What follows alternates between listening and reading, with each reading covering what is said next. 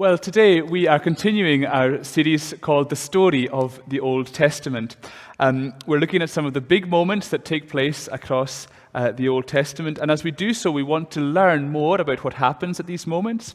We want to try and see how all of these fit together, and above all, we want to see how it's all pointing forward to the coming of Jesus Christ in the new. We've made our way quite far on in the story, and so we've just got another, 2 more sermons after this one. So we're nearing the end of the story. Our title today is Exile, and we can read again from the beginning of Lamentations 1. How lonely sits the city that was full of people. How like a widow she has become. She who was great among the nations, she who was a princess among the provinces has become a slave. She weeps bitterly in the night, with tears on her cheeks. Among all her lovers, she has none to comfort her. All her friends have dealt treacherously with her. They have become her enemies.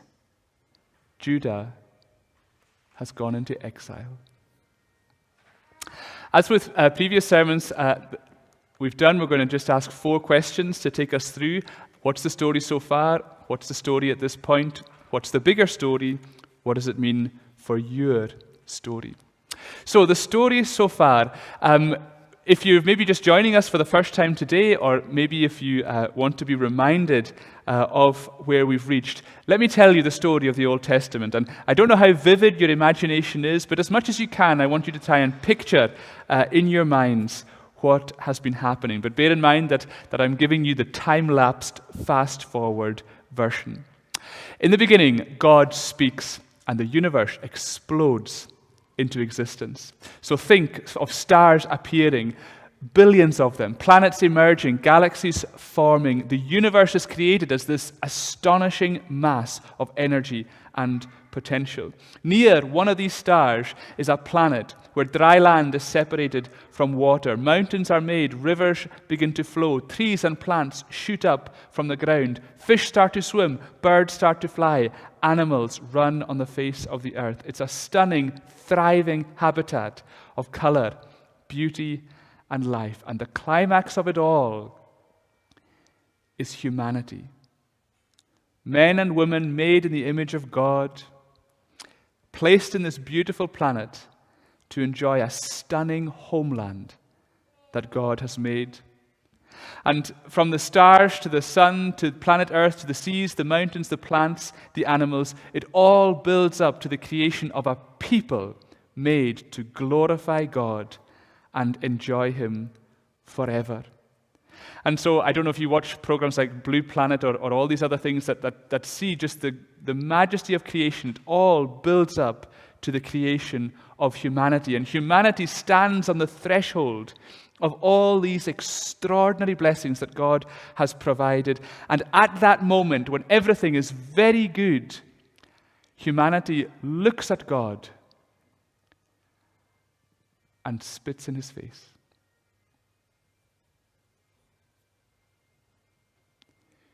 Humanity sins, rebelling against God and bringing a curse on all creation. And that great family of humanity, created by God to live in this beautiful homeland, is now a broken mess, alienated from God and hostile to one another, living in a battleground. God's beautiful creation has been broken. Humanity has rejected its Creator. But the story of the Old Testament is that God does not give up.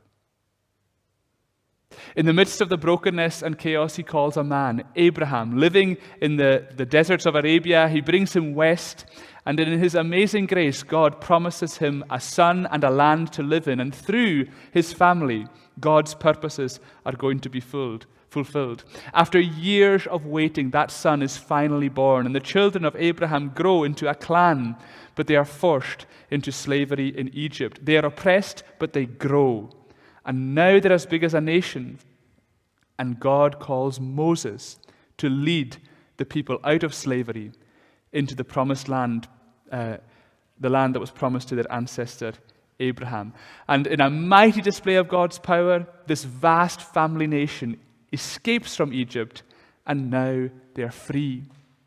And so God gives them commandments for how to live as God's people. And the intention of those commandments is for them to stand out from the rest of the world. After 40 years as nomads, they enter the promised land. But in doing so, they fail to drive out their enemies who already live there. And they're constantly tempted to become like the nations around them. They were commanded to conquer, but instead they compromised. They were expected to be different, but they were constantly tempted. They were constantly wanting to blend in. God wanted to be in a covenant relationship with them, but all too often for these Israelites, being in covenant with God became inconvenient to them. But still, God does not give up. He made Abraham into a family. He made that family into a nation. He gave that nation a land, and eventually that nation becomes a kingdom. But over the last 3 weeks, we've seen that although that kingdom started with David, who in so many ways was a man after God's heart, the kingdom did not last.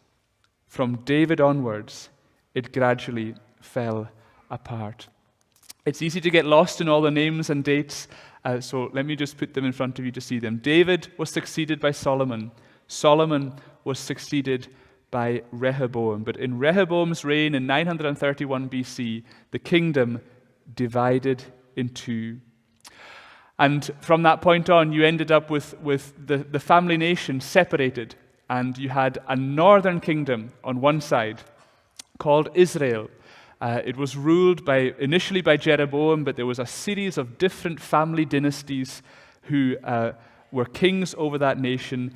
The capital was predominantly in Samaria. All of the kings were bad in terms of their attitude towards God. In the south, the Davidic line continues through Rehoboam and his descendants. Some of these were good kings, many of them were failures, none of them were quite like David. The north was conquered by Assyria in 722 BC. That's in the days of Isaiah, the prophet. The south, known as Judah, was conquered by Babylon over a 20-year period leading up to 586 BC in the days of Jeremiah. And if you were able to go back in time and stand in Jerusalem in 586, you would be standing in a city of ruins. Most of the inhabitants have been taken away as captives. The great family nation of Abraham, Jacob, Moses, and David is history. God's people are in exile. In fact, they're all the way back in the land that Abraham had been called out of 1,500 years earlier. We've been saying throughout this series that the story of the Old Testament is like a downward line with wee spikes going upwards, but the general trajectory is negative. The exile is the lowest point of all. At this point in the story, everything looks as though God really has given up. So what is the story at this point? Well, we read from two passages. Neil read from 2 Kings 24 and 25. That passage gives us the facts about what happened. The exile was the culmination of a period of about 20 years. So in 605 BC, Babylon, the Babylonian Empire, rises to dominance over the whole kind of ancient Near East. For those of you who are interested, there was a massively important battle at Carchemish, where the Babylonians defeated an alliance of the Egyptians and the Assyrians. If you think of it like this, it would maybe be like, so over the last 50 years, Russia and America have been the two superpowers in the world. Imagine that in the next 50 years, they slowly became weaker, then began working together, and then a new superpower, say Brazil or India or China, came and took their place as the dominant world power. That's what happened, and 605 is a key year because then it's at that moment when Babylon becomes dominant. And a new emperor took the throne in that year. His name was Nebuchadnezzar. As part of that dominance, he began to take people hostage from the various territories around him. And so in 605, some of the Israelites were taken to Babylon. Among them was Daniel. In 597, so 8 years later, he comes to actually take control, to take over Judah properly. And he captures Jerusalem. He takes the king, Jehoiakim, hostage, and he places Zedekiah on the throne instead of him. And so what you have there is what you call a vassal king. So it's basically somebody appointing a king who's not really a king because they're under the control of the emperor. Be a bit like if, supposing the American president could appoint our prime minister and basically control them. More hostages are taken to Babylon. Among them was Ezekiel. But as Neil read for us, Zedekiah rebelled. So he was supposed to be this loyal, faithful king to Babylon. He rebelled. So Nebuchadnezzar's forces return around the year 588. For 2 years, they sieged Jerusalem, which basically meant that they slowly starved the city. And in 586, Jerusalem falls. On the 5th month of the 7th day of the month, the 19th year of King Nebuchadnezzar, so if you're going from 605 to 586, 19 years, if I got my maths right, the captain of the guard, Nebuzaradan, the captain of the guard, a servant of the king of Babylon, came to Jerusalem. He burned the house of the Lord and the king's house and all the houses of Jerusalem. Every great house he burned down.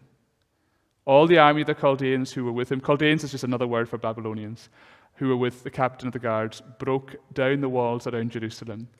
And the rest of the people who were left in the city, the deserters who deserted to the king of Babylon, together with the rest of the multitude, Nebuzaradan, the captain of the guard, carried into exile. So in 597, Jerusalem was captured. In 586, Jerusalem was destroyed. That's what happened. 2 Kings is giving us the facts. The other passage we read was from Lamentations. Now, Lamentations is a series of poems written in the aftermath of 586, probably, or certainly very possibly written by Jeremiah, or certainly by somebody who was closely acquainted with him.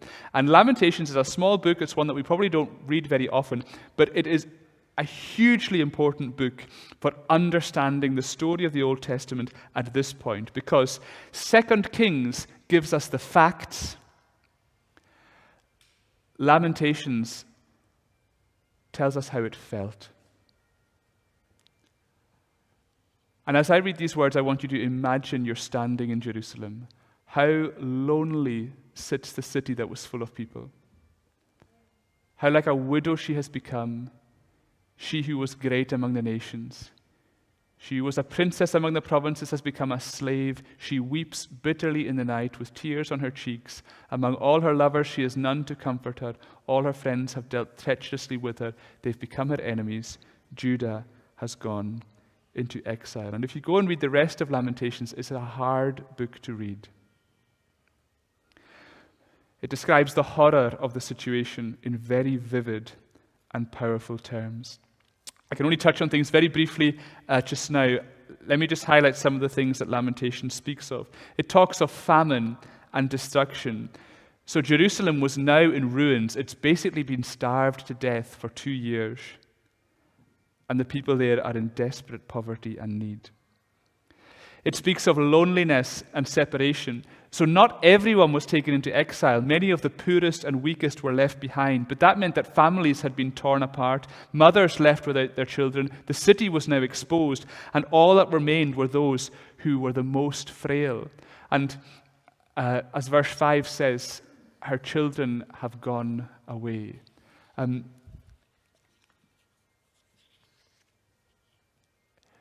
children are downstairs for half an hour at kids' church. And it's great that they can be there, and you'll all get them back at the end of the service. What would it be like if they were gone for good? That's what it was like for them in Jerusalem in 586. Not just young children, teenagers, young adults. There's a sense of betrayal and shame On many occasions, the people had made the huge mistake of thinking that if they colluded with other nations like Egypt or Assyria, that they would be able to help them and protect them. So instead of trusting God to deliver them, they kind of thought they could go to other nations. But when the Babylonians came, none of these nations helped them. And so the people, on the one hand, felt betrayed. On the other hand, they knew that they'd made a terrible mistake. And so they felt a huge sense of shame. Verses 7 and 8 captures this. Jerusalem remembers the days of her affliction and wandering, all the precious things that were hers from days of old. When the people fell into the hand of their foe, there was none to help her. Her foes gloated over her. They mocked at her downfall. Jerusalem sinned grievously. Therefore she became filthy. All who honored her despised her. They've seen her nakedness. And she herself groans and turns her face away. But verse 7 also highlights another thing that Lamentations talks about. Memories. The community, the security, the prosperity, the joy that this city once had is now only a memory. Now, all of that can seem like a million miles from Scotland in 2021. But I want to say two things very quickly before we go on to our next heading. The first thing is this. When we read about the exile, or indeed about any devastating event, whether it's in the Bible or in another part of history or in the news, we must always remember that although that's happened long ago or far away, it is still talking about people. And it's vital that we don't forget that. But it's probably even more important that we remember that although you read a passage like Lamentations 1 and think, well, that seems like ancient history to us, there are many people in the world today for whom Lamentations 1 is probably the most relevant chapter in the whole Bible. When we hear of facts about suffering in places like Syria or Yemen or Somalia, God forbid that we forget to think about how that must feel. The other thing is that we might be thousands of miles and thousands of years from the facts of 2 Kings 24 and 25, but I am pretty sure that for many of us, the feelings of Lamentations 1 are a lot more close at hand. So we might not be in famine and rubble, but maybe you feel like your life has fallen apart. Maybe you feel alone. You might be surrounded by a city, but you feel totally isolated. Maybe you are separated from people you love. Maybe you are grieving for people you desperately miss. Maybe you feel ashamed of yourself. Maybe you've made big mistakes. Maybe it feels like other people are looking at you and gloating. Maybe you've been betrayed by somebody who you expected to look after you. Or maybe it's the case that the things you long for most are memories of days that won't come back. The story of the Old Testament reaches its lowest point at the exile. If you have had a rubbish week, or a hard month, or a really awful year, then maybe this is the point at the story of the Old Testament that God is talking to you. Never forget that God knows the facts of your situation, and He knows exactly how you feel.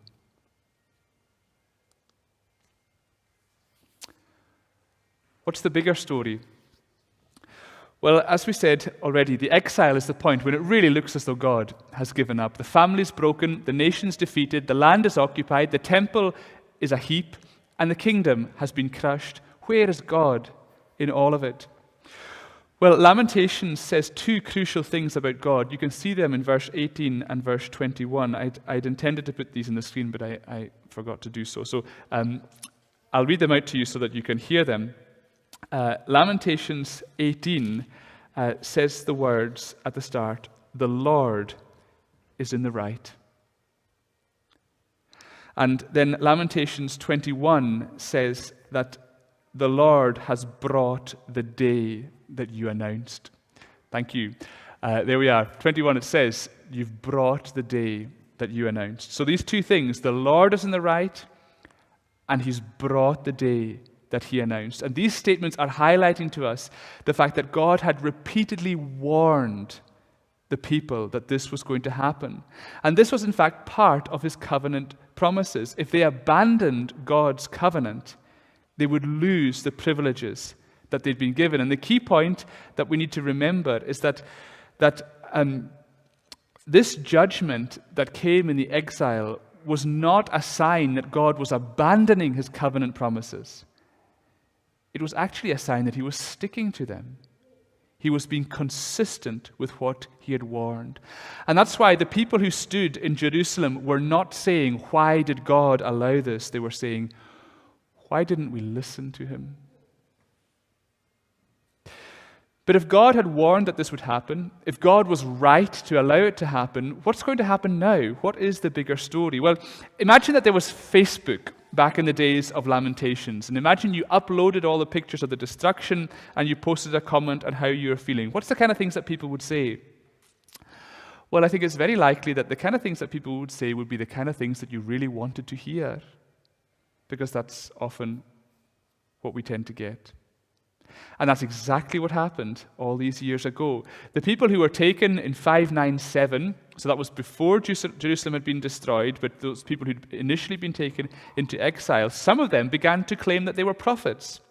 And they began to say, listen, this is only going to last a couple of years. God's going to crush the Babylonians, and everything's going to get back to normal. Everything's going to be fine. And of course, that was what everyone wanted to hear.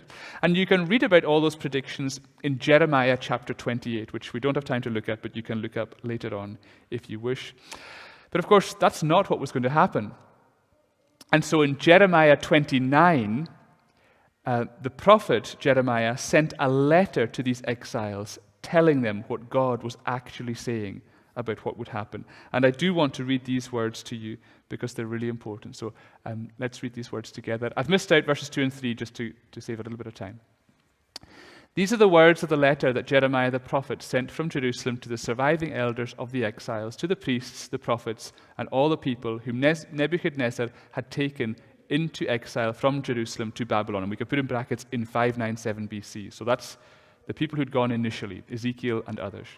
The letter said this: Thus says the Lord of hosts, the God of Israel, to all the exiles whom I have sent into exile from Jerusalem to Babylon, build houses and live in them. Plant gardens and eat their produce. Take wives and have sons and daughters. Take wives for your sons and give your daughters in marriage, that they may bear sons and daughters. Multiply there and do not decrease, but seek the welfare of the city where I have sent you into exile, and pray to the Lord on its behalf, for in its welfare you will find your welfare. For thus says the Lord of hosts, the God of Israel, do not let your prophets and your diviners who are among you deceive you. Do not listen to the dreams that they dream, for it is a lie that they are prophesying to you in my name. I did not send them, declares the Lord. And the lie that's been referred to is the lie, this is going to be over in just a couple of years. The people had gone into exile because of deafness. Now they were in danger of responding to it with blindness. God had made it clear what the people wanted to hear wasn't going to happen. It wasn't going to be over in 2 years. They had to settle down and get on with life because the situation was not about to change. But that's not all that God says in this letter, because in the next 2 verses, you find one of the most famous statements in the whole of the Old Testament. For thus says the Lord, when 70 years are completed for Babylon, I will visit you, and I will fulfill to you my promise and bring you back to this place. For I know the plans I have for you, declares the Lord. Plans for welfare and not for evil, to give you a future and a hope.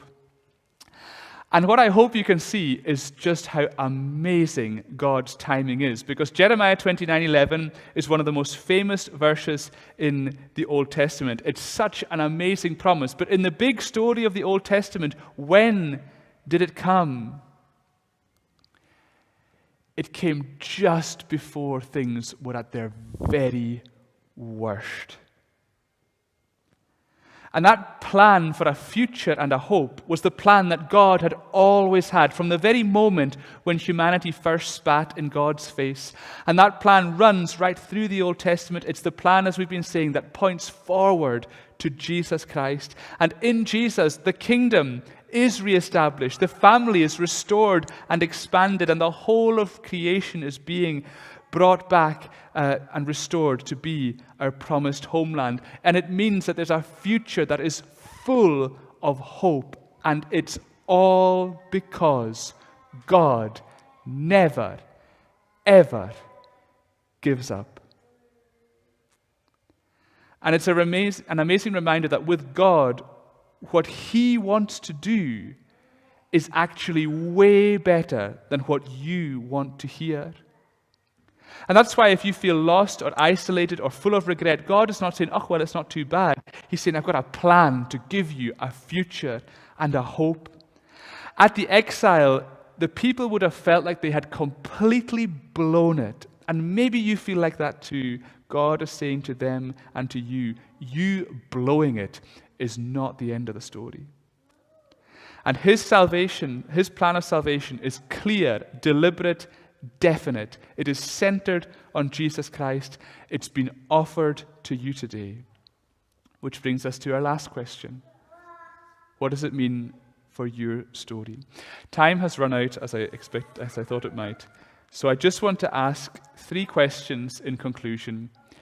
And what I hope you'll see, or I certainly hope it'll be the case, that the answer to all of these questions is no. So, question 1, the passages we've been looking at today describe a scene of desperation and destruction. Our lives can feel like that. The mission field around us that God's placed us in can often feel like that. But if you are confronted with desperation and destruction, does that mean that God has given up? Question 2.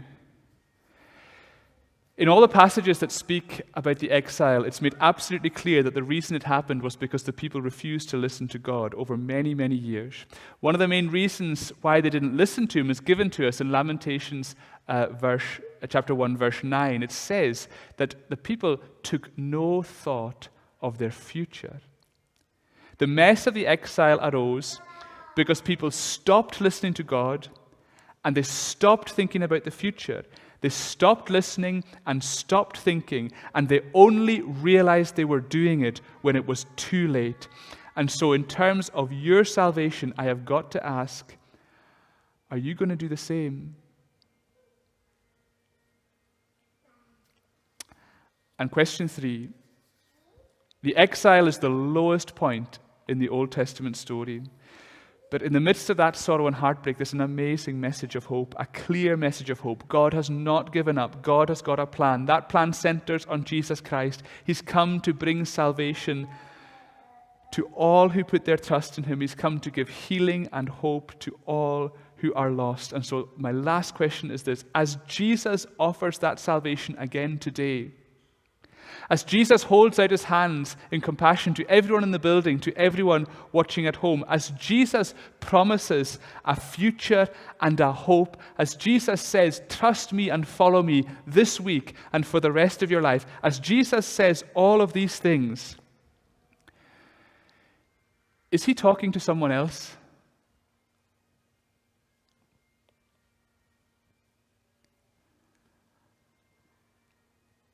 The answer to all of these questions is the biggest no of your life. The story of the Old Testament is that God does not give up. The story of every Christian is that God does not give up. He's offering you salvation today because He has not given up. Amen. Let's pray.